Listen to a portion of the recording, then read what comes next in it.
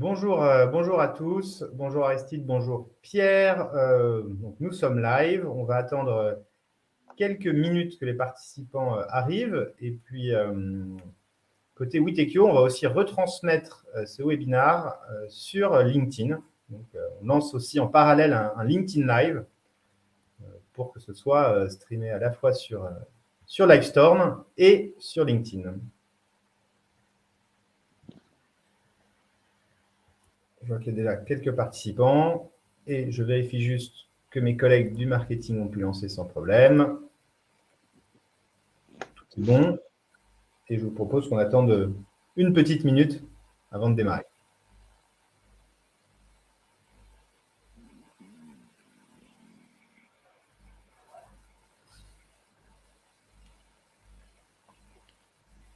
Voilà, les participants arrivent. On m'a confirmé que c'était bon côté LinkedIn. Donc, je vous propose de démarrer. Bonjour à ceux qui nous ont rejoints. On va commencer assez classiquement par se présenter. Je suis Grégoire Lano, je suis responsable commercial du bureau de Paris de Witekio, où je m'occupe du nord de la France et de tous les clients qui sont aussi au Benelux. On a aussi avec nous aujourd'hui Pierre Gall, qui est notre directeur technique. Il s'occupe aussi des accélérateurs, qui sont des briques logicielles sous licence, qu'on peut utiliser avec nos clients pour accélérer leur time to market.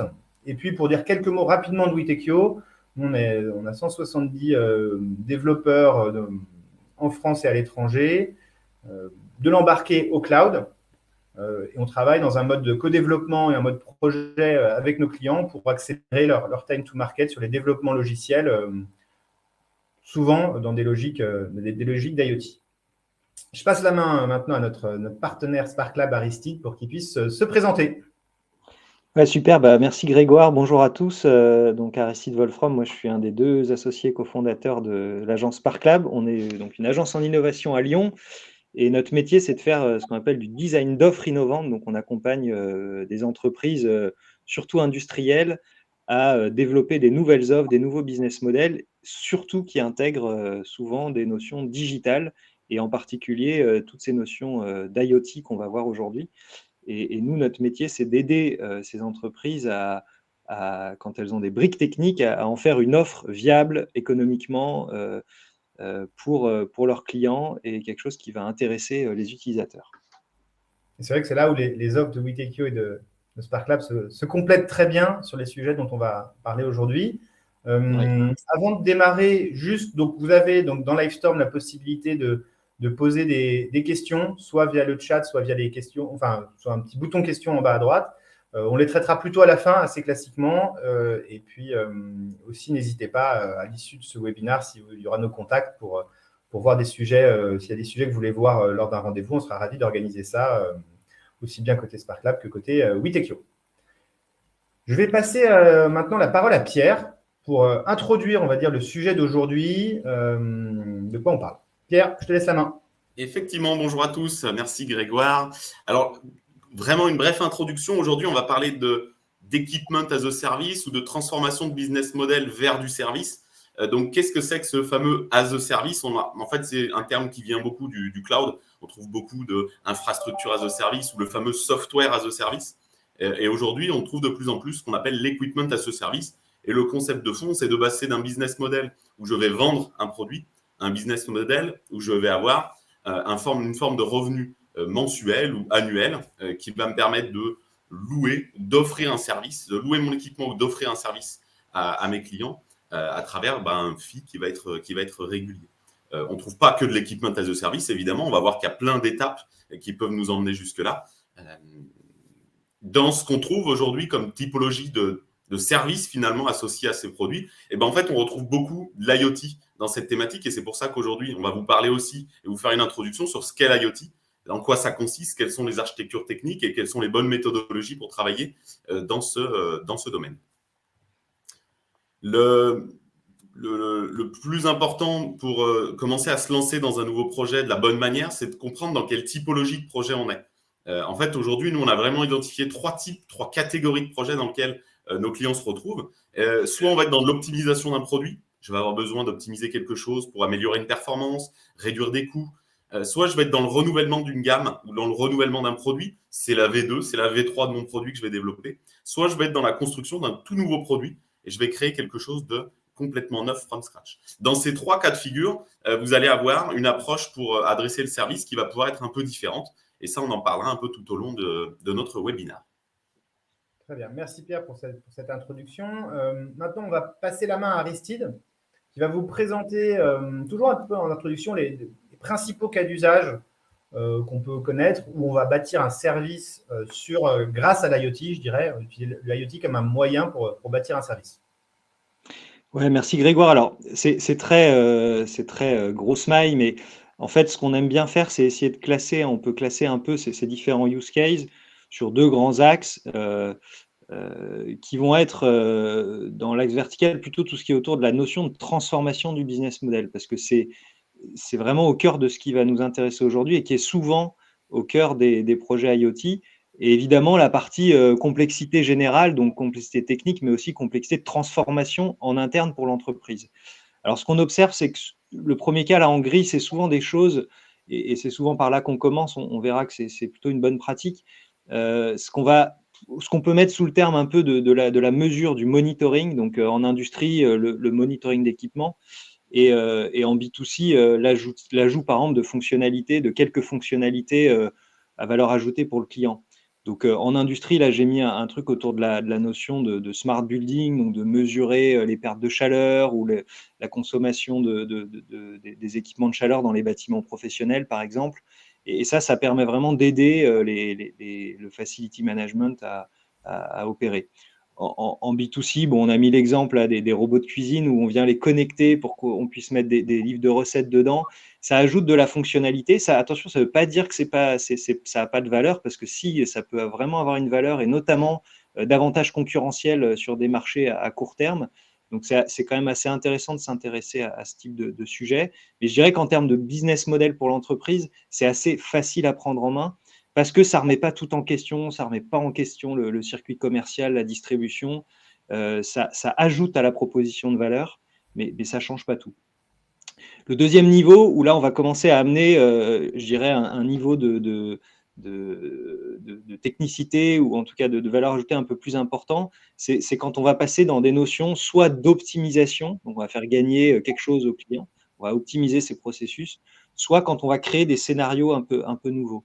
Donc là, on a mis un exemple, par exemple, dans les opérations, l'optimisation des opérations.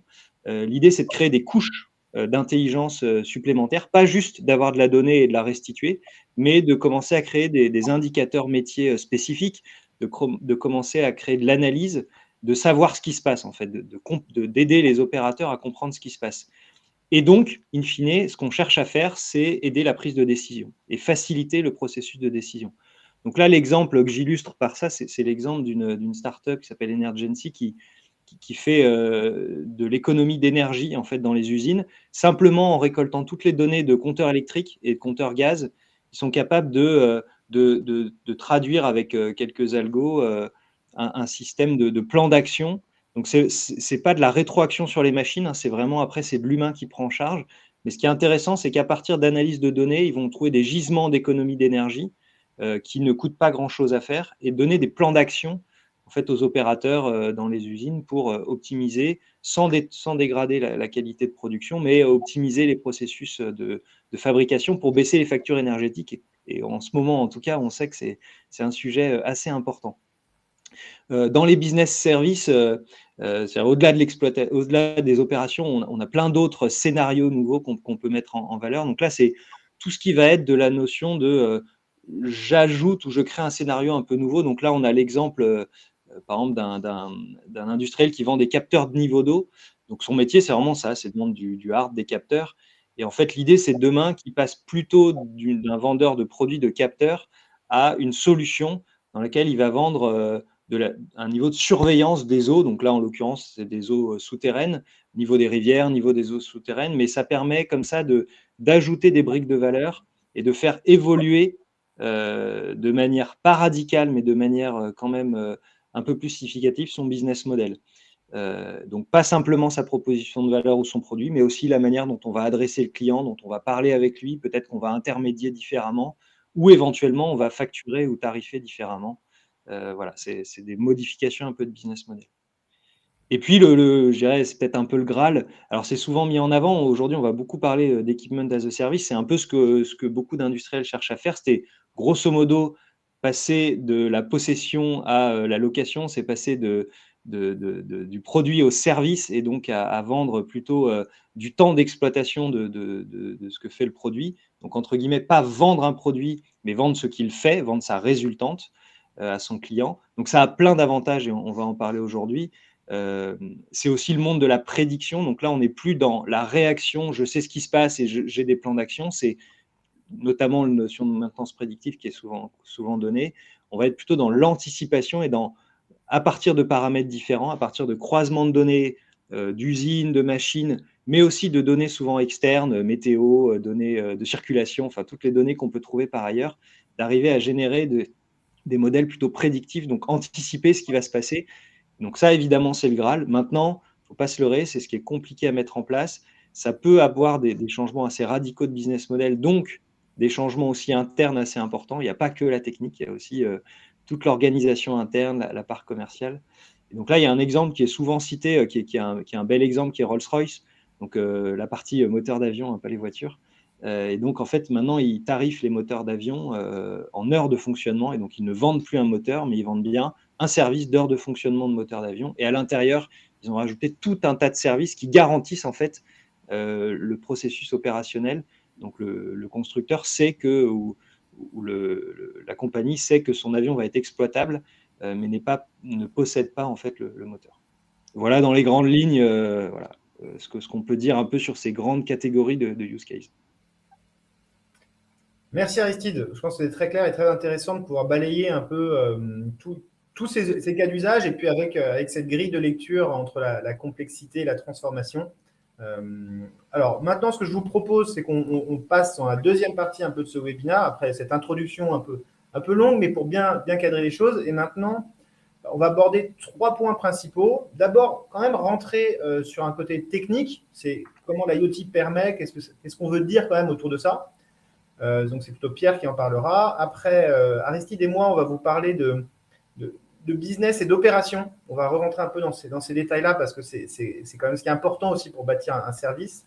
Et puis, pour finir, en guise de conclusion, plus l'approche méthodologique ou comment s'organiser pour pouvoir bâtir ces services grâce à l'IoT. Pierre, je te passe la main. Effectivement, alors on va commencer le détail de ce webinaire dans la partie technique. J'avais vraiment souhait de faire cette introduction pour essayer de comprendre un petit peu ce qu'il en est quand on commence à vouloir monter un service d'un point de vue technique, les impacts. Alors pour ça, j'ai fait une sorte d'identification des types d'opérations qu'on va retrouver dans une solution IoT qui souhaite mettre en place du service. Et là-dessus, j'ai identifié 2 types d'opérations. On a tout ce qui va être vraiment core value. Donc là, je vais capturer de la data, je vais commencer à créer de la valeur, je vais faire des algorithmes d'analytics, je vais vouloir faire de la configuration à distance de mon équipement pour pas avoir besoin de me déplacer, optimiser la maintenance de cet équipement. Il y a tout ce qu'on appelle vraiment, nous, on appelle ça des custom business applications. C'est vraiment tout ce qui va répondre à votre enjeu de service, à votre enjeu métier et qui va permettre de créer de la valeur pour votre client. Il y a un petit dernier que j'ai rajouté, c'est toute la partie billing. Alors, je le mets là parce que c'est souvent quelque chose qui est négligé par nos clients. Comment je vais réussir à facturer ce nouveau service, sachant qu'aujourd'hui, mon ERP, il est fait que pour faire de la facturation de produits. C'est souvent des complexités qui viennent, qui sont mal perçues, mais qui font partie finalement du cœur de ce qu'il faut faire pour avoir ce service et qui vont vous permettre de dégager du revenu. Ensuite, il y a tout ce qui n'est pas core value. J'ai essayé d'identifier les grandes familles, hein, tout ça n'est pas exhaustif, mais c'est toutes ces choses que vous devez faire, mais qui ne vont pas vous apporter une valeur directe. La gestion des équipements, l'état de vos équipements, surveiller dans quel état ils se trouvent. Quand il y a des batteries sur ces équipements, surveiller les batteries pour être capable d'aller faire la maintenance de ces batteries. Faire la mise à jour du software à distance. Aujourd'hui, tous ces équipements avec de l'intelligence embarquent du software. Qui dit software dit faille de sécurité, dit potentiellement bug. Donc, il faut être capable à distance de mettre à jour ces équipements. C'est un travail complémentaire. Il y a tout l'aspect sécurité dans son ensemble qui va aussi vous générer un travail complémentaire. Comment je fais pour aller faire ce fameux provisioning? On en reparlera tout à l'heure. Comment je fais toute la gestion de ma sécurité? Tous ces éléments-là, en fait, ils sont à prendre en compte. Ils ne vont pas avoir une valeur directe mais en tout cas, ils sont indispensables pour réussir un déploiement d'un nouveau service, d'un nouvel équipement chez vos clients. Ça, je vais vous le retraduire maintenant sous une vision architecturale pour que vous puissiez bien comprendre de quoi il s'agit. Et j'ai essayé de découper finalement en 3 grands blocs fonctionnels, techniques, pardon, ce système IoT. Alors, si on part de la gauche vers la droite, à gauche, vous allez avoir ce qui est sur le terrain. Sur le terrain, on va retrouver l'équipement en lui-même. L'équipement, il y a 2 types d'équipements, hein. On a les équipements dits high-end, ceux qui ont de l'intelligence, qui vont embarquer un écran, qui vont être capables, on va dire, qui vont avoir un peu de puissance pour être capables d'exécuter des choses en local. Et puis, on a les devices qui sont dits plus low-end. Ça va être juste un sensor qui va être capable de remonter une valeur de température, mais qui ne va pas apporter de valeur ajoutée en local. Donc là, déjà, il y a un premier niveau de valeur ajoutée, un premier niveau de service que vous pouvez créer. C'est à travers ces devices high-end, offrir quelque chose en local à vos clients. Dans l'architecture IoT, et là, je le rajoute aussi, parfois, pour des contraintes techniques, pour des contraintes d'architecture, pour des contraintes environnementales, vous allez avoir besoin de faire communiquer vos devices avec le service cloud à travers une gateway. Certains devices sont capables de communiquer en direct avec votre service central qui va se retrouver sur Internet. Parfois, vous allez avoir besoin de passer sur une gateway. Donc, ça peut être un équipement complémentaire avec, encore une fois, du software à gérer dessus, de la maintenance, de la sécurité. Donc, on va dire que côté équipement, vous avez du matériel, vous avez du software, vous avez potentiellement une infrastructure à déployer. Et tout ça, va falloir être capable de la maintenir dans le temps. Ensuite, nous, on a une couche au milieu qu'on appelle IoT et services et qui se découpe globalement, et c'est notre vision chez Witekio de ce que doit être un service IoT et comment il doit être structuré. Il se découpe souvent en 2 couches. Il y a ce qu'on appelle le hub IoT, qui va être plutôt là pour traiter tout ce qui n'est pas core value, c'est-à-dire vous traitez la problématique de sécurité, vous traitez les problématiques d'ingestion de la donnée, vous traitez les problématiques de restitution, de communication, de mise à jour avec vos devices. Bref, vous avez ce hub. Nous, en interne, on développe un hub qui s'appelle Camea et qui permet justement de répondre aux besoins clients très rapidement avec une brique qui va venir vous gérer tout ce qui n'est pas core value. Par-dessus ce hub, on va venir développer ce qu'on appelle des applications business. Et là, il faut pas penser une application business, il faut vraiment penser galaxie d'applications ou écosystème applicatif business, sur lequel vous allez pouvoir avoir des vrais front-end, une vraie interface graphique, un site web, une appli mobile, du reporting à travers des mails, peu importe. En tout cas, vous allez avoir vraiment quelque chose qui va générer du business, qui va générer de la valeur pour vos clients et qui va être vraiment l'interface de vos clients pour exploiter finalement ce service. Donc là, vous voyez bien qu'on identifie déjà 2 typologies d'utilisateurs. Et il va falloir être capable de bien comprendre qui sont vos utilisateurs internes, vos administrateurs, de qui sont vos clients. Et vous allez pouvoir leur présenter des interfaces complètement différentes. En interne, ne faites pas un focus trop fort sur la partie graphique, sur la partie mise en avant de certains aspects trop jolis. Vous pourrez former vos utilisateurs internes. Si vous devez optimiser votre budget, concentrez le budget sur avoir une interface de votre service qui, lui, va bien répondre à vos enjeux clients. Et ça, on reviendra aussi dessus sur la partie méthodologie. Et puis, le 3e point dans l'architecture globale d'un système IoT, c'est tout votre écosystème, IT ou OT. IT, c'est plutôt tout ce qui est outils informatiques, l'ERP. Et OT, c'est plus tout ce qui va être outils industriels, de suivi, d'assemblage, de chaîne de production. Tout ça, c'est des outils internes que vous avez. Et il va falloir probablement être capable de se connecter dessus pour aller faire des liens avec votre service, voir votre base client, aller ingérer des données spécifiques pour les mettre dans un outil de suivi de la maintenance, un outil de GMAO. Bref, vous allez avoir besoin de créer cette interconnexion entre votre service IoT et votre écosystème IT-OT. Mais ça va vous induire des enjeux de sécurité, ça va vous induire des enjeux de process pour faire les choses correctement. Et c'est ces 3 aspects, équipement, couche de service avec ingestion IoT et IT, qui font finalement vous permettre de créer un service connecté à créer, à fournir à vos clients.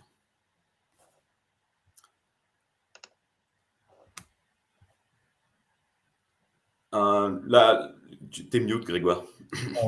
Tu as bien balayé tous les aspects. C'est vrai que tu as évoqué l'aspect sécurité. Nous, on a une petite question qu'on aime bien parfois poser à nos clients pour juger de leur niveau de maturité. C'est sur ce provisioning. Qu'est-ce que vous entendez qu'est-ce que vous comprenez sur le provisioning? Et ça nous permet de voir un peu, en guise d'introduction sur la sécurité, je te repasse la main pour rentrer un peu en détail dans ce sujet qui est un sujet pas toujours évident. Effectivement. Alors, juste en 2 mots, puisque tu en parles, le provisioning, c'est cette action de connecter un équipement avec votre service cloud central de manière sécurisée. Et donc, ça, souvent, ça revient à provisionner des clés de sécurité, c'est-à-dire envoyer une clé de sécurité sur votre équipement, gérer des certificats, faire des actions qui vont vous permettre de finalement créer ce tuyau sécurisé entre votre équipement et votre service central. Et ça, c'est une part importante de la sécurité, mais ce n'est pas que ça. En fait, alors, en haut, là, dans les cadres jaunes, vous retrouvez les trois parties qu'on a évoquées tout à l'heure. Donc, côté équipement, côté device, vous avez plein de choses que vous allez devoir faire ou pouvoir faire pour améliorer la sécurité de votre équipement. D'abord, il y a tout ce qui va être comment je sécurise pour ne pas me faire voler mes données qui sont sur mon device, comment je protège ce device des attaques locales, comment je monitore à long terme toutes les failles de sécurité qui vont pouvoir avoir dans le logiciel que j'utilise. Côté IoT et services, c'est pareil, comment je crée ce lien de communication sécurisé. Je vais probablement avoir besoin de parler d'un système d'authentification. Comment j'authentifie mes users. On ne peut pas se dire je fais juste un login mot de passe en dur. Ça aujourd'hui, ça n'existe plus. Donc, vous avez un système d'authentification à créer. Comment je fais de la mise à jour sécurisée. Comment je vais mettre à disposition le firmware de mes devices de manière sécurisée pour qu'ils puissent venir faire leur mise à jour, mais que ce ne soit pas quelqu'un d'autre qui puisse fournir un firmware et que mes devices vont être, on va être guillemets, corrompus ou volés par un attaquant. Et puis ensuite, côté IT et OT, ça va être beaucoup plus d'intégration. On parle de SSO quand on veut faire ce qu'on appelle le single sign-on, c'est-à-dire je veux pouvoir m'identifier dans mon service IoT à partir des comptes de mon compte entreprise. On va encore parler de gestion des vulnérabilités, les CVE, c'est les vulnérabilités. Mes serveurs, comment je gère les vulnérabilités de ces serveurs? Qui s'en occupe? Quels sont les process en place? Il y a des réponses pour tout ça. Et puis la PKI, alors j'aime bien parler de PKI parce que c'est des thématiques qui reviennent beaucoup en ce moment. C'est ce qu'on appelle la public key infrastructure. C'est globalement l'infrastructure qui va vous permettre de gérer vos clés publiques, c'est-à-dire vos certificats que vous allez avoir besoin de déployer dans vos équipements pour créer ce fameux lien de provisioning. Et ça, c'est encore une fois des choses qui demandent un petit peu de temps, un peu de compétences pour être capable d'être déployé et surtout d'être déployé correctement. Et ça me fait une bonne transition avec le sujet que je veux aborder maintenant, c'est qu'en fait, une PKI, techniquement, ce n'est pas très complexe.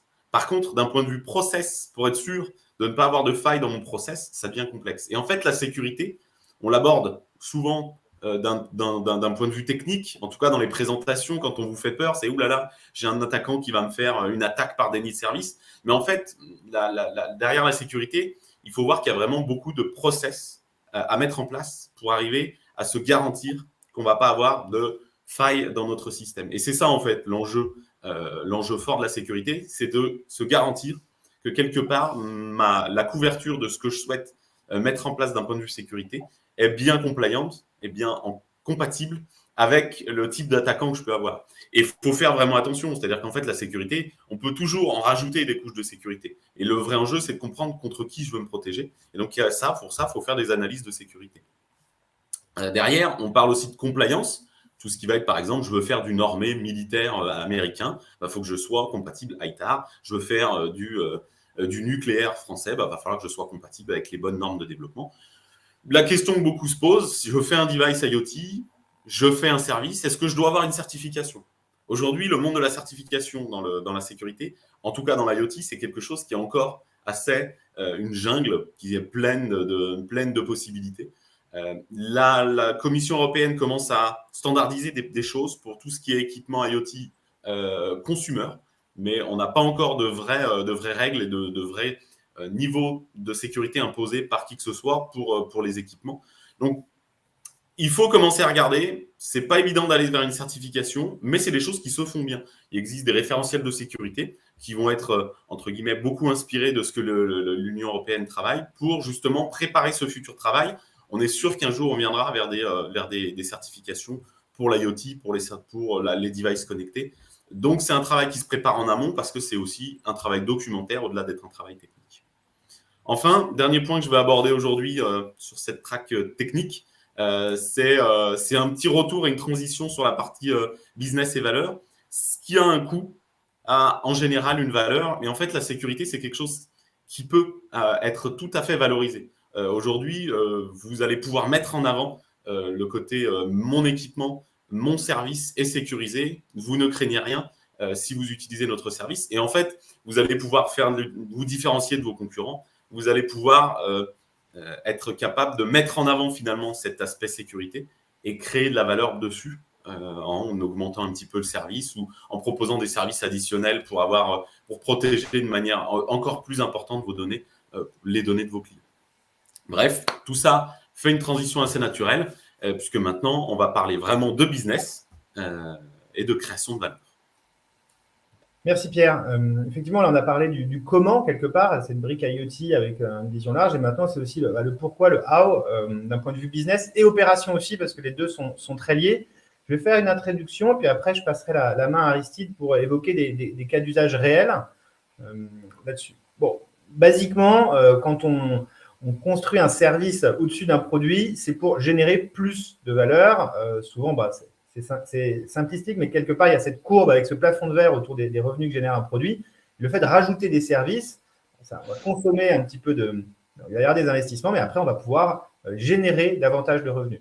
Et ce qui est intéressant aussi, c'est qu'on va le faire sur un produit existant. La deuxième fois, on va pouvoir le faire dès la conception du produit suivant. Et là, encore une fois, pouvoir aller encore un peu plus haut en termes de génération de revenus et de casser ce plafond de verre. L'autre point qui nous paraissait important d'aborder, c'est qu'est-ce que ça change en termes de business model. Quand on vend un produit, on est vraiment dans une logique par étapes, alors que quand on est sur un service, on est sur un flot continu. Je vais balayer quelques exemples, mais si vous prenez les investissements, sur un produit, vous avez un gros investissement au départ, et puis après, moins d'investissement. Parce que finalement, ils sont portés ailleurs. Dans un service, finalement, ça va être beaucoup plus linéaire. Vous pouvez démarrer plus petit, mettre sur le marché, mais après, il va falloir investir tout au long de la vie du service. Il y a aussi des impacts en termes de façon de vendre. Un produit, on le vend un peu one shot, avec le plus de marge possible et, si possible, de la maintenance derrière. Alors qu'un service, quand Aristide évoquait les moteurs Rolls-Royce, on peut soit pas vendre, soit être plus près du coût, et puis on va générer on va revendre, mais avoir cette logique de rétention qui va arriver, qui est un peu nouvelle parfois pour les vendeurs de produits. C'est différent en termes aussi d'avant-vente, peut-être plus longue dans le produit parce que c'est un investissement plus fort pour les clients, alors que sur un service, ça peut être plus court. Ils peuvent essayer, après, il faut réussir à les garder. Puis si on reprend d'autres éléments, sur un produit, il y a peu ou pas d'évolution. Alors sur un service, il y a une évolution qui est attendue quelque part des clients. Et puis, ça a l'implication en termes de coûts, pareil, pas de recurring cost sur les produits, alors qu'un vrai recurring cost sur les services. Globalement, vous avez quelque chose qui est assez non linéaire sur l'investissement et les revenus pour les produits, qui est beaucoup plus lissé, on va dire, ou lissable pour tout ce qui est investissement et revenus pour les services. L'autre je dirais, gros changement en termes de business auquel il faut s'attendre, c'est qu'on passe finalement d'un modèle transactionnel à un modèle relationnel. On connaît tous les sujets autour de l'itération, l'agilité, les MVP, ce petit schéma qui consiste à bâtir étape par étape. C'est vrai que ça permet d'aller plus vite en termes de time to market et de product market fit. C'est quand on a prouvé qu'il y avait une appétence sur le marché de la part des clients. Mais ça, pour le soutenir, ça nécessite d'avoir la capacité d'engager cette conversation, c'est-à-dire de comprendre les retours, de les appliquer, de faire ces boucles itératives. Donc, c'est un changement quand même de paradigme en termes de business. Si je prends un autre exemple, c'est à propos ce qu'on appelle les requirements en anglais, mais c'est ce qu'on met comme fonctionnalité dans un produit ou dans un service. Dans une approche produit, finalement, vous faites le design avec beaucoup de travail en amont, mais une fois, et puis finalement, le final cut, la décision, c'est le fabricant de produit qui l'a. Dans le service, c'est un petit peu différent, parce que vous avez cette boucle itérative, vous pouvez voir en continu finalement ce qui a de la valeur, ce qui n'en a pas. Vous avez aussi toutes ces API que vous pouvez mettre à disposition des clients. Et finalement, à ce moment-là, la donnée, elle sort, elle vous échappe un peu. Qu'est-ce que les clients vont bâtir avec ces données? C'est plus vous qui avez la maîtrise, donc ça change aussi la relation. Et puis, idéalement, pareil, le Graal sur le service, c'est de pouvoir être dans la codécision avec ses utilisateurs, c'est-à-dire de pouvoir en faire des partenaires qui vont dire moi, je veux plus telle ou telle feature, je participe plus activement à l'évolution du service. Donc voilà, vraiment une logique de transition d'un modèle très transactionnel à un modèle plus de bâtir une relation avec ses clients. C'est ce que permet le service. Avant de passer à la main à Aristide, moi je voudrais juste revenir, alors je crois que Pierre, tu en as déjà évoqué un, mais 5 impacts qu'il faut prendre en compte pour faire ces fameux business plans et pour bâtir un service. Déjà, être capable j'en ai un peu évoqué avant, mais d'être capable d'avoir une ligne directe avec ses utilisateurs et avec le end customer. C'est très différent de vendre via des distributeurs et puis demain de se mettre à devoir gérer la prévente soi-même. Il y a aussi la question de la data qui est centrale, la data ownership, et ce qui a un impact sur le business plan. Parce qu'en fait, si vous voulez vraiment avoir le ownership de la data, il faut pouvoir être dans ce qu'on appelle le make, c'est-à-dire bâtir votre solution. Voilà. Et donc, ça peut avoir des impacts en termes de coûts. Autre exemple que je voulais évoquer, c'était sur les KPIs et les outils. On a déjà parlé sur tout ce qui est billing et tout ce qui est de pouvoir facturer, mais c'est différent à mettre en place. Et pareil, sur les KPI, c'est différent. C'est-à-dire que les fabricants de produits n'ont pas forcément au départ la connaissance pour suivre des KPIs comme les rétentions, faire des cohortes pour savoir le taux d'usage et ce genre de choses. C'est nouveau, c'est à bâtir et c'est à prendre en compte dans le business plan. L'autre point aussi qu'on a vu chez des clients des grands groupes, c'est voilà, on veut faire de la maintenance, on veut avoir des hotlines 24/7, mais il faut avoir les people derrière qui le font. Et notamment en termes voilà, est-ce qu'on embauche, est-ce qu'on trouve des partenaires qui vont le faire, comment est-ce qu'on met en place tout ça? Il faut bien le prévoir dans le business plan, les à côté. Et le dernier point que je trouve intéressant, parce qu'on a vu parfois un peu ça, c'est-à-dire que si vous êtes fabricant de hardware et vous commencez à proposer un service, quelque part, vous allez devenir un peu concurrent potentiellement de vos clients actuels. Donc, il faut aussi prendre un peu en compte cette transition qui peut être nécessaire. Donc, voilà, ça, c'est quelques impacts à bien prendre en compte quand on bâtit le business plan pour faire un service grâce à l'IoT. Je vais maintenant passer la main à Aristide pour qu'il nous parle de cas concrets. C'est à toi. Ouais, merci Grégoire, très clair. Et puis effectivement, tout ce que tu as dit est vraiment assez fondamental et va être en lien avec les deux exemples que je voulais vous présenter aujourd'hui. Donc le premier, c'est plutôt un retour d'expérience d'un grand industriel du câble qui a des bureaux à Lyon notamment, donc que vous allez sans doute reconnaître facilement. Je précise que tout ce que je dis là, c'est issu d'un rétex qui nous a fait dans notre chaîne de podcast qui s'appelle L'Étincelle. Donc si vous voulez aller plus loin, après le webinaire, vous pourrez aller écouter. Il y en a un sur justement l'IoT et les business models. Et donc, ce que je trouvais intéressant, c'est de rappeler, enfin, en tout cas, de témoigner de ce que lui apprend. Donc, c'est l'entreprise, elle s'est mise dans l'IoT il y a quand même pas mal d'années. Depuis 2015, ils sont vraiment dans une logique de sortir des produits et des fonctionnalités des services associés. Eux, ce qu'ils disent, c'est qu'en gros, sans surprise, hein, l'enjeu clé, c'est de définir des use case business, et notamment de générer de la valeur pour les clients. Une fois que ça s'est dit, eux, ils se focalisent sur 3 grands axes. Tout ce qui va être autour de l'efficacité opérationnelle pour leurs clients. Ça rejoint ce que je disais tout à l'heure et ce que Pierre et Grégoire ont présenté aussi. Le deuxième axe, c'est leur faire gagner de l'argent ou économiser de l'argent, donc se positionner sur des use cases qui vont générer des gains financiers. Et enfin, permettre de baisser l'impact carbone de leurs clients. Donc, on est vraiment dans une recherche d'aller chercher des use cases qui vont avoir de la valeur pour leurs clients avant de penser à leur propre valeur à eux ou leur valeur interne, comme parfois on voit en disant ça va me servir à faire ça ou à mieux connaître. C'est important, mais c'est plutôt en tout cas pour eux, et je suis assez d'accord, des retombées secondaires. L'essentiel, c'est de s'intéresser à la valeur pour les clients. Un exemple que vous pourrez aller voir, c'est sorti en 2019. Là, pareil, c'est complètement public. C'est la solution Infrabird. Donc, eux, ils font des armoires électriques pour des gros bâtiments ou des usines. Et en fait, ils ont juste identifié un use case assez simple. C'est le contrôle d'accès des armoires, parce qu'en fait, une fois qu'elles sont posées, les gens qui viennent faire la maintenance, c'est des techniciens.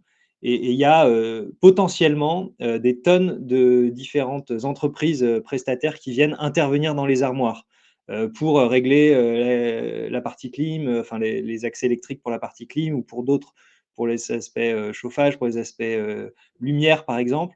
Et donc, en fait, ils se rendaient compte, en tout cas, un pain point, c'était que il y a plein de gens qui rentrent et on ne sait pas trop qui a fait quoi. Et du coup, ça devient un peu, au bout d'un moment, pour le gestionnaire de bâtiment, un peu une sorte de foutoir. Donc, finalement, le premier cas d'usage qui a apporté de la valeur, c'est simplement d'avoir une sorte de clé d'entrée, un contrôle d'accès qui permet d'avoir une traçabilité de tout ce qui est fait dans la vie série, enfin dans la vie d'exploitation de l'armoire.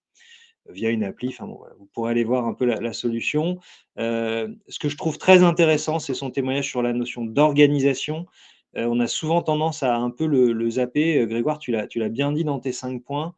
Euh, il y a évidemment la notion tech et business. Donc souvent, ce qu'on voit apparaître, et c'est le cas chez eux, c'est la création de. Alors eux ont appelé ça une digital factory, dans lequel c'est pas l'IT qui lead ou c'est pas le marketing ou les sales qui lead, c'est vraiment cette notion de mélange, un peu comme nous aujourd'hui finalement, Sparklab ou Itekio, cette sorte de digital factory dans lequel on va avoir des gens qui aiment plutôt de la tech, qui comprennent tout ce que Pierre a présenté, les enjeux de sécurité, mais aussi les enjeux de développement front-end, et puis des gens qui vont plutôt travailler sur les business models ou la création de l'offre.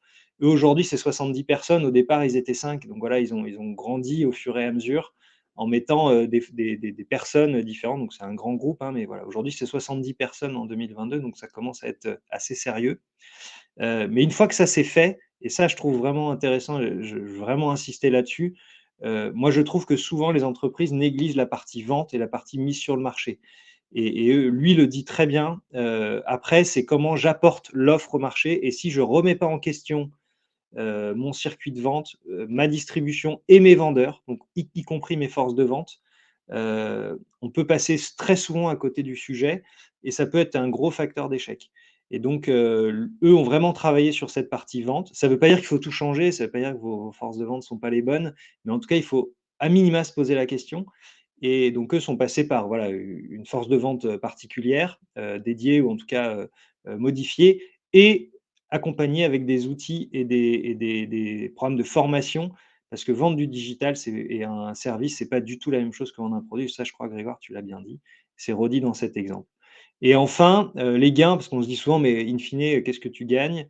Eux, très concrètement, d'un point de vue business, qu'ils en sortent. À aujourd'hui, en tout cas, on n'est pas encore dans l'equipment as a service ou dans ces choses-là. C'est un chemin qu'ils prennent. Mais finalement, ils voient deux gros aspects. C'est vraiment l'avantage concurrentiel. Donc, ils ont permis de se positionner compétitivement mieux que leurs clients, donc ils gagnent plus de contrats. Mais c'est intégré dans la proposition de valeur globale.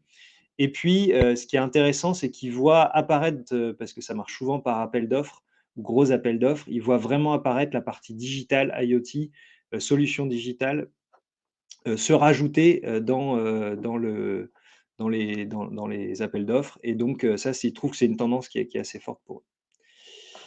Donc ça, c'est pour le premier exemple. Et puis, le deuxième exemple, alors la slide est un peu chargée, mais que je trouve vraiment intéressant. En plus, bon, c'est un sujet qu'on a traité avec nos amis de Witekio, donc en binôme l'année dernière. Donc, c'est pour une grosse entreprise qui fait des machines de levage. Et donc, on est à la fois dans un sujet très large de un peu stratégie, comment j'y vais, par quelle bout je prends le sujet, et concrètement, qu'est-ce que je commence à développer et comment je crée de la valeur pour mes clients et pour moi. Donc, en synthèse, hein, c'est très macro tout ce que je vais dire là, mais on est parti de l'approche qu'on fait toujours, c'est-à-dire d'abord s'intéresser aux clients et de voir un peu les filons de valeur, je dirais. L'insight qu'on a retenu, en tout cas, je dirais le point d'accroche principal, c'est vraiment sur la notion de de performance de process, de procédé. En fait, c'est un groupe qui a plein de verticales métiers, donc qui va s'adresser autant au nucléaire qu'à l'aéro, qu'à la production industrielle, qu'à l'aluminium, qu'à différents sujets.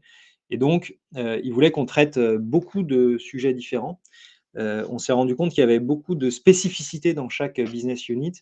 Donc, on a décidé d'adresser certains cas d'usage de business unit, et certains de ces cas d'usage, c'est vraiment cette notion de performance de process, et notamment sur des procédés où l'arrêt machine, donc leurs machines sont dans le chemin critique des procédés. Donc, si elles s'arrêtent, tout s'arrête. Et quand tout s'arrête, ce n'est pas quelques centaines d'euros par heure, c'est plutôt en dizaines, centaines, voire parfois millions d'euros par jour d'arrêt. Donc, une machine qui casse, c'est vraiment très, très dommageable au sein du processus de leurs clients. Et donc, on a essayé d'aller vers ce type d'insight, en tout cas pour commencer à se mettre dans le sujet de l'IoT. Finalement, ce qui est intéressant, c'est que le travail, il a permis de passer de machines qui génèrent déjà des données. Donc, ce qui est bien, c'est que c'est des machines, des automates qui ont déjà des capteurs. Et donc, on a travaillé, je dirais, à isopérimètre de capteurs. En revanche, on a beaucoup travaillé sur la partie technique, sur la remontée de données et le traitement des données. D'où l'apport de Pierre et Louis-Tecchio sur ce sujet. Donc, finalement, sur le produit, on n'a pas tellement changé le produit en tant que tel. On n'est pas parti en disant on va tout changer, on va rajouter plein de capteurs.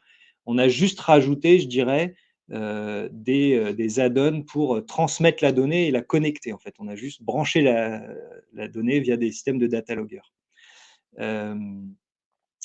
Et donc, la machine est devenue une sorte de capteur, c'est comme ça que je peux le décrire, au sein du processus industriel. C'est-à-dire que c'est un élément qui vient remonter de la donnée de processus et c'est vu comme tel dans le système de gestion de processus du client. Ce qu'on a proposé en termes de valeur par rapport aux données aux clients, c'est évidemment de la remontée de données brutes, parce que déjà le client en fait n'en avait pas. Il y a des afficheurs digitaux sur les machines, mais il n'a jamais de collection de données ou déjà juste avoir la donnée.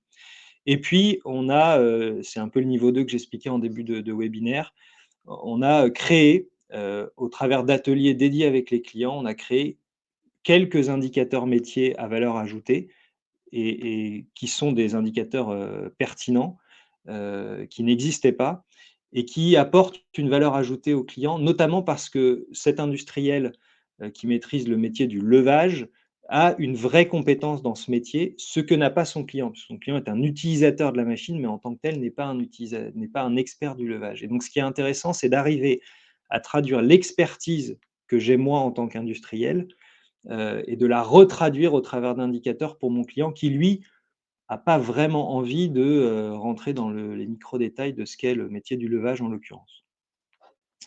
Et puis, par-dessus cette proposition de valeur, on est venu rajouter des services additionnels, notamment, j'en parlais tout à l'heure, de croisement de données entre des machines, donc ce qui remontait déjà des machines, et des données de l'environnement extérieur. Et notamment, l'exemple concret, c'est la température, puisqu'en fait, tout simplement, le processus de production industrielle donc c'est de l'aluminium, est très dépendant de la température qui règne dans le bassin de production, dans les électrolytes. Et donc, en fait, en croisant ces données, on a pu créer un indicateur de ce qu'on appelait heat stress, donc de stress à la température. C'est-à-dire que jusqu'à présent, il ne vérifiait juste si la température elle était au-dessus ou en dessous d'une barrière. Et par expérience, il savait que si ça dépassait 45 ou 50 degrés, on commençait à être dans un processus qui allait être moins performant en termes de production. Là, en fait, on a créé un indicateur en remontant les données machines plus les données température. On a créé un indicateur de heat stress qui dit combien de temps par jour, par semaine, par mois, la machine et le processus va dépasser ces fameuses gammes de température et le croiser avec la productivité et donc pouvoir avoir des plans d'action correctifs. Voilà un peu l'idée. Et puis la deuxième idée, elle est autour de savoir suivre un peu les opérateurs, le travail des opérateurs et qui vient piloter la machine, parce que c'est des énormes machines de levage il y a une cabine avec un pilote.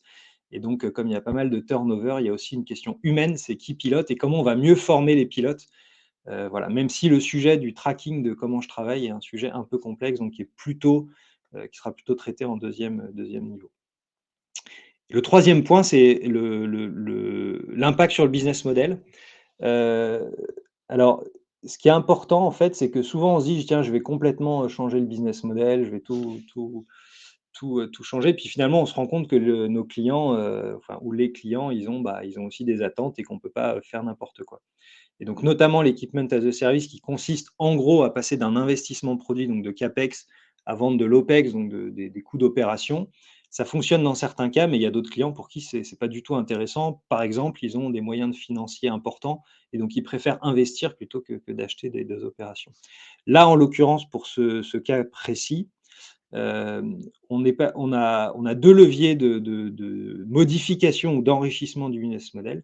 Le premier, qui est plutôt assez simple et je dirais qui ne change pas énormément de choses, mais qui est sur, eux aussi travaillent beaucoup sur appel d'offres, donc qui est juste de pouvoir répondre à des appels d'offres et d'avoir un vrai avantage concurrentiel. Donc là, on retrouve un peu la même idée que Nexens. Et donc là, clairement, ça leur apporte une valeur ajoutée. C'est une vraie demande des clients de dire, mais dans le prochain renouvellement des 25 machines de mon usine, je veux que tu me proposes une solution digitale de monitoring à minima, voire d'indicateurs à plus haute valeur ajoutée. Et donc là, clairement, le modèle, c'est de vendre du produit avec une licence juste pour la fourniture de données. Un abonnement, quoi, pour être plus clair. En revanche, pour d'autres typologies de clients, notamment quand c'est moins des gros appels d'offres, mais plus je dirais des business qui sont déjà en cours, ce qu'on a développé, c'est une plateforme je dirais, pour l'utilisateur, donc les opérateurs et les services de maintenance. Et là, l'idée, c'est vraiment de vendre plutôt un service de maintenance digitalisé dans lequel on va rajouter quelques services. Donc, notre fameuse plateforme avec les KPI dont j'ai parlé tout à l'heure, un support avec un support à distance, parce que c'est des usines qui sont souvent pas du tout en Europe et qui sont dans des pays un peu éloignés. Donc, c'est assez intéressant d'avoir un support à distance. Et puis, tout ce qui peut être voilà, un service lié, encore une fois, à ce savoir sur le levage de la machine. Donc, on a rajouté quelques indicateurs et quelques notions à partir de là pour commencer à aider ce client-là à vendre du service, ce qu'il ne faisait pas sur ce domaine-là. Voilà donc en grand principe. Ce que je voudrais rajouter, 2-3 points que je voudrais rajouter. Le premier, c'est que ça va tout à fait dans le sens de ce qu'a expliqué Pierre tout à l'heure sur la Galaxy d'App. En fait, ce client qui a plein de verticales métiers, donc j'ai beaucoup parlé de la partie aluminium qui est celle qu'on va traiter en premier, mais il y a vraiment une volonté d'avoir une forme d'uniformisation sur toutes les business units, sauf que chaque business unit est tellement spécifique qu'on ne peut pas faire le même produit pour des clients différents.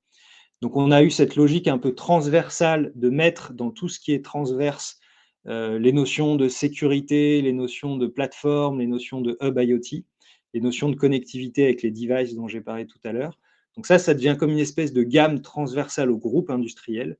Et après, on a une logique d'App Store ou de Galaxy Store où chaque business unit a la capacité à développer ses applis métiers pour répondre aux use cases spécifiques de chaque client. J'ai parlé de l'histoire de la température, ça, c'est que valable dans un domaine particulier. Et donc, on a un module pour l'utilisateur, donc pour le client, qui est spécifique et qui aura des difficultés à être transposé dans l'aéro ou dans le nucléaire, parce que ce n'est pas du tout les mêmes processus et les procédés, donc ce n'est pas du tout les mêmes attentes. Les apprentissages, rapidement, effectivement, lui, ça l'a amené à créer une organisation. Donc, depuis 6 mois, il y a un business leader digital qui a été nommé, et c'est un peu ce même embryon. Alors, ils sont un peu plus tard que Nexence, mais voilà, ils ont commencé à créer un embryon de cellule digitale avec ce lien IT-OT qui est en train de se mettre en place. Ils ont clairement décidé de travailler avec un partenaire externe pour la plateforme IoT, parce que c'est pas leur métier, ils savent pas faire. Donc mais il y a quand même un sujet d'investissement qui est quand même assez important, notamment financier au départ. Ils ont appris au fur et à mesure, c'est pas évident, mais il faut comprendre que la valeur financière, c'est-à-dire la retombée, le ROI de faire des sujets IoT, souvent on se dit ça va arriver vite. Honnêtement, ça prend du temps. Et donc, nous, on essaye de pousser à ce qu'on travaille surtout sur la valeur client, la valeur perçue. La valeur financière, elle va arriver, mais il faut s'attendre à ce qu'elle n'arrive pas. Ce n'est pas de la valeur à 1 an ou 1 an et demi, c'est souvent un peu plus long. Mais maintenant, s'il y a de la vraie valeur pour les clients, de la valeur perçue, un jour et à un moment donné, ça va générer de la valeur financière. Mais les deux ne peuvent pas être exactement concomitants en timing parce que voilà, il faut déjà bien identifier la valeur pour les clients. Voilà. Et puis évidemment, dans les impacts positifs, clairement, l'entreprise, elle est en train de vivre une forme de révolution interne sur le savoir digital. Et donc, ça prend du temps depuis toutes les couches très hautes. Les grands dirigeants d'entreprise, eux, sont pas du tout dans voient ça un peu arriver et se disent, en fait, voilà, ils apprennent aussi au fur et à mesure. Et on voit qu'en 1 an, la culture interne, la mentalité a beaucoup changé entre le moment où on a commencé et puis aujourd'hui où ça continue. Et c'est quand même un long chantier. Voilà, j'espère que ça vous a éclairé sur 2-3 pratiques qui sont en place et dire que c'est quand même un sujet qui est quand même un sujet sur le long terme. J'en ai terminé pour mes exemples. Grégoire, je te repasse la main. Très bien, merci Aristide. Alors, comme on le disait, je pense que vous avez déjà vu un peu, il y a eu des pistes dans les 2 premières parties sur l'aspect méthodologique. Mais maintenant, l'idée, c'est comment y aller. À la fois, Pierre et Aristide vont donner un peu leur vision là-dessus, qui sont issus de ces travaux, soit en commun, soit avec des clients différents. Mais voilà, ce qu'on a pu voir, ce qu'on essaye de pousser chez nos clients d'un point de vue méthodologique pour que ça se passe bien, parce que souvent, ça peut se passer bien. Effectivement, alors je vais faire un petit peu rapide pour essayer de tenir le timing. L'idée quand vous démarrez cette typologie de projet, de création de services, de création de systèmes connectés, c'est d'avoir très vite une vision long terme. Parce qu'en fait, l'économie d'échelle que vous pourrez faire à penser long terme est suffisamment intéressante pour que ça vaille le coup de se poser la question très tôt dans ce processus-là. Alors là, je l'aborde sous un angle assez technique, méthodologique, mais on viendra sur la partie user experience juste après. La clé numéro 1 sur laquelle nous, on pousse et on accompagne beaucoup nos clients, c'est ce qu'on appelle le platforming. C'est-à-dire être capable de penser certaines briques logicielles ou électroniques, voire mécaniques, pour être prêtes à être réutilisées et déclinées vers d'autres produits. Un exemple plus classique que je cite souvent, c'est on a accompagné un fabricant de machines à café dans la réalisation de son software embarqué sur la machine à café. On a vraiment pensé l'architecture réutilisable pour pouvoir la décliner dans plusieurs machines. Aujourd'hui, il y a 12 machines à café différentes qui tournent sur le même socle logiciel avec des couches de customisation qui sont très petites. Et ça, ça coûte un peu plus cher au départ, mais sur le court terme, enfin sur le moyen et le long terme, l'investissement est souvent très vite rentabilisé. Donc, si vous commencez à imaginer que vous allez être dans une gamme de produits, qu'il va y avoir des déclinaisons qui vont venir, ça vaut le coup de penser un peu plateforme. Le deuxième aspect, c'est la sécurité. J'en ai déjà parlé. La sécurité, on la pense, qu'on appelle par le design, par la conception. On ne vient pas ajouter la sécurité a posteriori. C'est que ça ne fonctionne pas ou c'est compliqué et ça coûte cher. Donc, on pense long terme, on anticipe les aspects sécurité. Ensuite, on pense long terme, on parle de qualité. Aujourd'hui, la qualité logicielle, c'est quelque chose qui devient pour nous cœur de nos développements. Ça veut dire mettre en place ces infrastructures d'intégration continue, de tests continus. Quand on pense test, on commence à penser test automatisé. Là-dessus aussi, chez WeTQ, on fait un focus très fort. Et moi, au sein de ma nouvelle entité accélérateur, on développe une brique qui s'appelle Pluma, qui permet de faire du test automatisé dans l'IoT, de l'embarquer. Je teste mon objet automatiquement jusqu'au cloud. Et tout ça, je peux le faire toutes les nuits au fur et à mesure que mes développeurs avancent et au fur et à mesure que mes releases sortent. Après, d'un point de vue plus méthodologique pur et dur, on pense itératif, on pense agilité. Alors, agilité ne veut pas dire Scrum. Hein. Souvent, on a beaucoup de gens qui disent logiciel, je vais faire des sprints. Non, agilité veut dire s'adapter et être capable de donner, d'organiser la manière dont travaille l'équipe de manière un petit peu différente.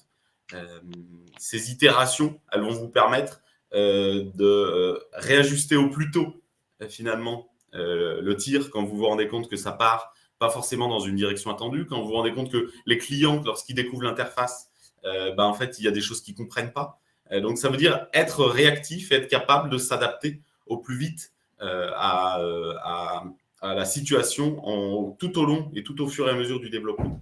Ça veut aussi dire qu'on va pouvoir faire des bonnes surprises. On va pouvoir aussi avoir des bonnes surprises. C'est-à-dire, je vais pouvoir découvrir une valeur que je n'attendais pas. En démontrant quelque chose à les clients très tôt, il va pouvoir me dire « Ah, mais du coup, grâce à ça, je peux faire telle chose. » Ouais, ah oui, effectivement. Et là, vous allez pouvoir rebondir et changer un petit peu votre plan pour finalement s'adapter à cette nouvelle valeur que vous avez créée. Donc, quelque part, la souplesse, l'adaptabilité, c'est quelque chose qui est extrêmement important. C'est quelque chose qui n'est pas évident dans le monde industriel. On a beaucoup de clients qui sont des industriels, qui ont leurs habitudes, qui veulent faire des cycles de spécification, de développement et de validation à la fin, et sur lesquels il n'est pas évident de venir intégrer ces nouvelles manières de travailler, cette nouvelle manière de déployer, développer ces services. Mais en fait, ça a vraiment beaucoup de valeur. Si je dois faire une approche, un tout petit focus sur une partie importante de l'approche méthodologique de développement d'un service, c'est celui sur l'approche centrée utilisateur. On appelle ça souvent l'UX design chez nous. Mais c'est vraiment l'idée de se concentrer sur qu'est-ce que mon client a réellement besoin. Et pour que les fameux MVP, là, vous savez, ces produits minimum viables, aient vraiment de la valeur, en fait, il faut vraiment que votre client vous explique ce qu'il a besoin. Et donc là, nous, on a en place une méthodologie qui permet de comprendre la vision interne de notre client, de comprendre la vision des clients de nos clients, d'essayer de rapprocher ces deux visions-là, de faire des maquettes, c'est-à-dire on va faire quelque chose qui coûte le moins cher possible pour montrer réellement à nos clients à quoi ça ressemble et leur permettre tout de suite de faire des corrections avant de s'être lancé dans des phases compliquées de développement. Et puis derrière, on se lance dans le design vraiment technique. Donc, anticiper la création de son service en faisant des phases amont qui vont permettre de réellement comprendre le besoin utilisateur, c'est vraiment quelque chose de clé aujourd'hui. Et tout ça vous permet derrière de travailler sur des modèles beaucoup plus itératifs, comme on l'a évoqué avant. Tout ça, ça va être utile. Pourquoi ? Pour la qualité, pour le déploiement de votre business, pour convaincre vos investisseurs ou la direction générale qui va être là pour finalement financer votre projet. Et voilà, sur l'aspect méthodologique, je pense qu'on va s'arrêter là-dessus. On va maintenant partir sur une petite conclusion pour les 5 dernières minutes qui nous restent. Je fais une petite... j'ai envie de dire...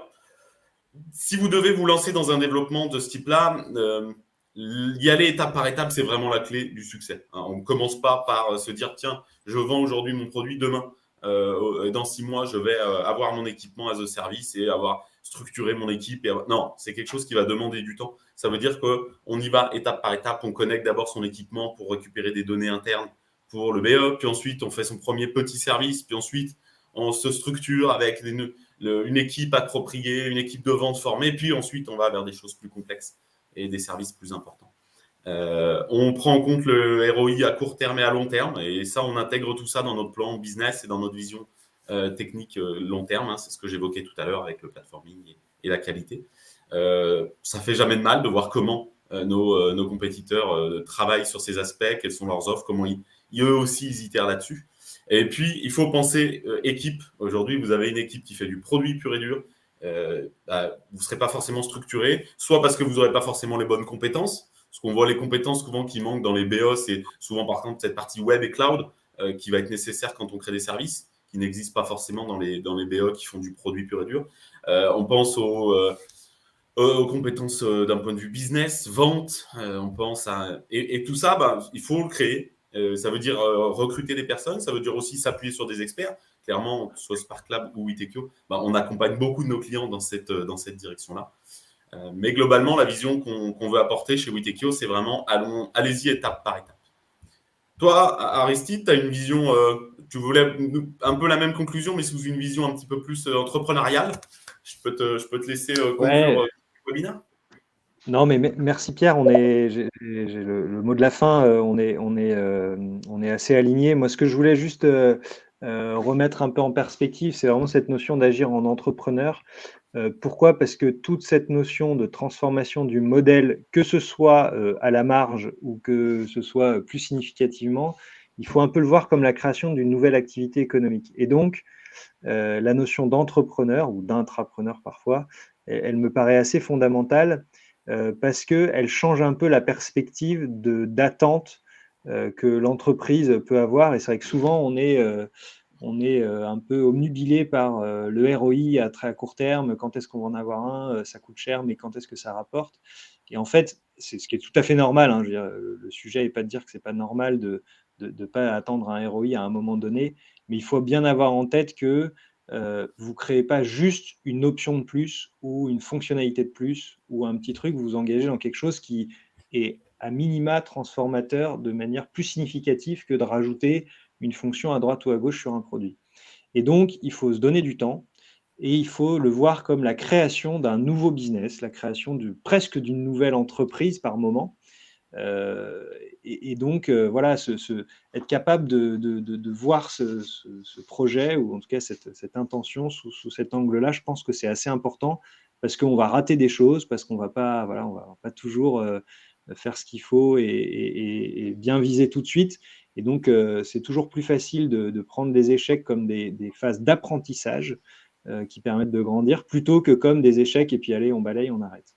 Donc, moi, j'aime bien pousser cette approche qu'on pousse chez pas mal de clients, qu'on a appelée l'approche par foisonnement en français, mais qui reprend exactement ce qu'on a déjà dit. Donc, c'est simplement de se dire que c'est tellement transformateur que si on veut tout changer d'un coup, généralement, on se plante, ne serait-ce parce que l'interne ne suit pas et qu'on n'a pas la capacité à tout changer d'un coup. Donc Nous, ce qu'on recommande, c'est effectivement de commencer sur des use cases qui sont assez simples, qui permettent tout de suite de démontrer une valeur. Tu l'as bien dit, Pierre, tout à l'heure, c'est important de démontrer une première valeur, même facile, à la fois au client et à la fois en interne, parce que comme ça, on va faire mûrir les cerveaux et se dire, tiens, effectivement, ça apporte quelque chose, c'est bien, on voit des succès.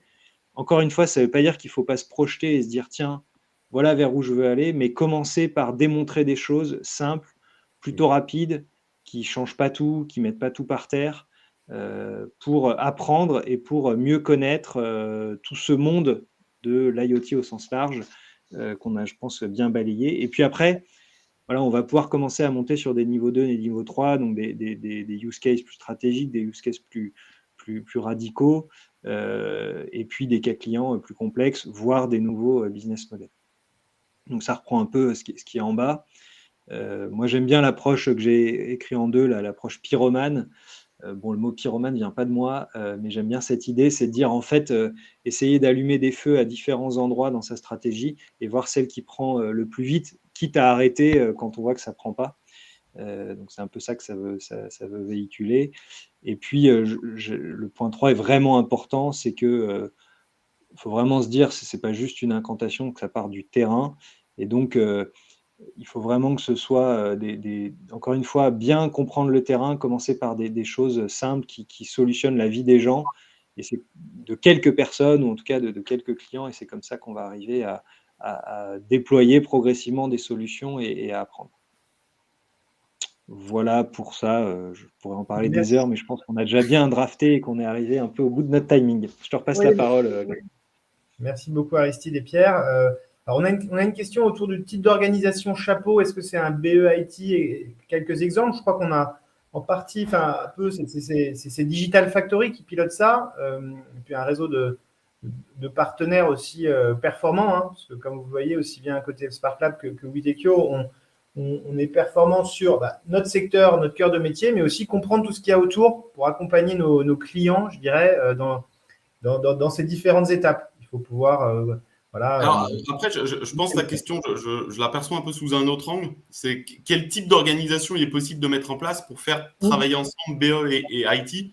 Alors ça, pour apporter un peu ma vision et les expériences que j'ai pu avoir, hein. J'ai travaillé longtemps, par exemple, pour une grosse société qui fait de la chimie. L'idée de fond, c'est de se dire que vous avez, en fait, il y a deux axes. Il y a un axe qui va être purement management et on va dire financement interne, où là, il faut faire un choix. C'est-à-dire qu'en fait, soit ces développements sont pilotés par le BE, soit ces développements sont pilotés par l'IT. La plupart du temps, quand on est sur du service connecté par-dessus du produit, c'est piloté par le BE. C'est-à-dire que souvent, quand on va chez nos clients, c'est les BE qui développent le produit, c'est les BE qui vont chercher du product manager pour créer leur nouveau service. Donc, le pilotage est plutôt réalisé par le BE et l'IT vient en support. Comme finalement dans beaucoup de sociétés, l'IT est en fait un service support qui va venir apporter de la compétence. Le problématique qui se lève ici, c'est que souvent, la partie service web devient cœur du business. Si ça ne marche pas, c'est un problème majeur. Et donc, l'IT devient extrêmement clé. Souvent, ce qui se passe, c'est que par-dessus ces organisations où on a un pilotage BE et un IT en support, on monte souvent une core team. Bon, souvent, on a utilisé le mot core team. C'est-à-dire une organisation transverse, quelque chose de plus matriciel, avec un vrai management. Donc là, on revient sur l'approche entrepreneuriale qu'évoquait Aristide, où il y a vraiment un pilotage qui est fait par cette entité spécifique qui va pouvoir s'appuyer sur les différentes compétences au niveau du BE, au niveau de l'IT, et qui va être, on va dire, aux commandes et qui va réellement pouvoir piloter les équipes BE-IT. Mais tout ça nécessite que tout le monde communique bien, tout ça nécessite que la direction générale ait donné les bonnes instructions pour que les priorités soient correctement arbitrées au niveau de l'IT. Et donc souvent, ce qui se passe, c'est que ces organisations un peu transverses qui naissent par-dessus finalement les BE et l'IT sont des gens qui sont assez proches de la direction générale ou qui en tout cas ont un poids dans l'organisation qui permettent finalement de prioriser correctement et d'influencer correctement les équipes pour réussir à répondre à ce challenge et à cet enjeu qui est de sortir ces produits. Donc il n'y a pas de réponse type, parfois c'est piloté par les BE. Dans les grosses structures type Solvay, pour qui j'ai travaillé, c'est plutôt piloté par l'IT. Et puis, souvent, on voit se créer des entités par-dessus qui vont répondre à toute créer l'offre de service et qui vont piloter finalement le BE et l'IT de manière indépendante pour réussir à faire de cette opération un succès. La clé de tout ça, malgré tout, ça reste la communication. Ça veut dire comité de pilotage interne toutes les semaines avec les responsables BE, avec le responsable IT, avec les responsables business, pour être sûr d'aligner les visions de tout le monde et s'assurer du succès de l'opération. Merci Pierre, c'est une belle réponse à ce sujet d'organisation. Moi de mon côté, pour conclure quand même ce webinaire, parce que je pense qu'on pourrait en parler longtemps, et je conclurai par dire on sera ravis d'en reparler avec vous. Vous avez les contacts qui sont là. Vous pouvez suivre sur notre blog ou sur le podcast aussi de Spark Lab. Continuer à s'alimenter sur les thématiques qu'on poste sur ces différents réseaux. Et on sera ravis d'organiser des rendez-vous one-on-one pour démarrer un peu avec cette vision globale et puis après rentrer dans le détail de comment bâtir des services qui fonctionnent, qui marchent à la fois économiquement et en termes d'opération grâce à l'IoT. Merci à tous. Bonne journée. Au revoir. Merci, au revoir. Merci, au revoir.